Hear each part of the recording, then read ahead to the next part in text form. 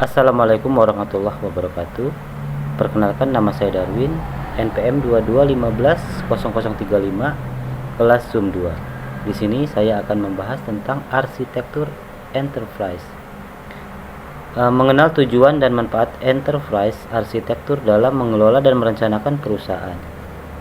Pengenalan enterprise arsitektur.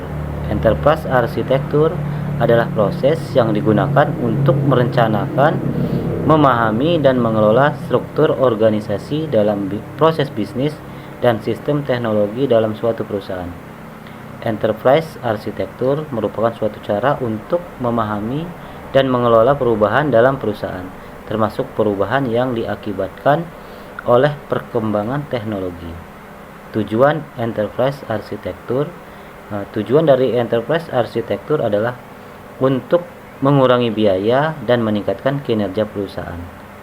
Enterprise arsitektur juga bertujuan untuk membantu perusahaan untuk merencanakan dan mengelola perubahan, meningkatkan komunikasi antar departemen dan meningkatkan koordinasi antar proyek. Manfaat enterprise arsitektur: meningkatkan efisiensi bisnis dengan memastikan bahwa sistem teknologi dan proses bisnis bekerja sama dengan baik.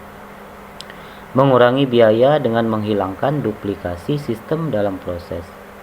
Meningkatkan kinerja perusahaan dengan meningkatkan komunikasi dan koordinasi antar departemen dalam proyek. Membantu perusahaan untuk merencanakan dan mengelola perubahan, termasuk perubahan yang diakibatkan oleh perkembangan teknologi.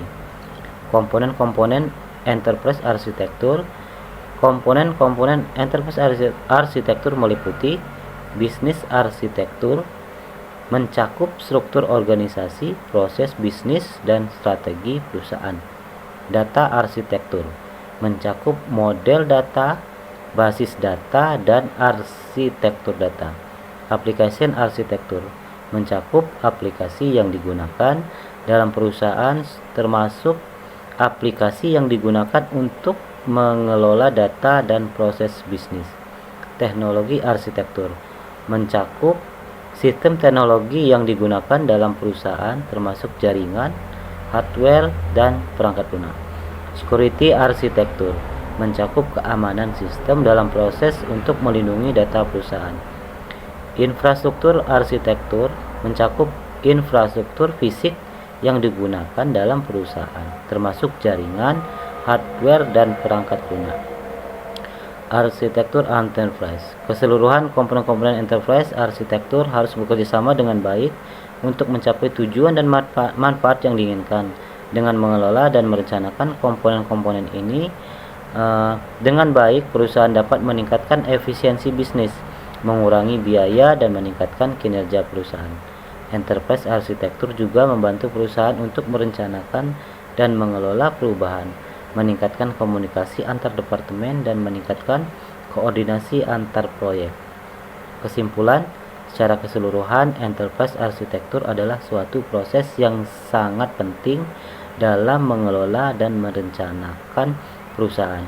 Dengan mengelola komponen-komponennya dengan baik, perusahaan dapat meningkatkan efisiensi bisnis, mengurangi biaya, dan meningkatkan kinerja perusahaan.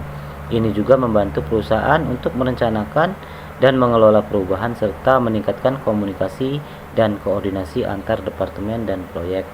Untuk itu, enterprise arsitektur harus dijalankan dengan baik dan diperbarui secara berkala agar perusahaan dapat terus meningkatkan kinerjanya dan menjadi lebih kompetitif dalam pasar.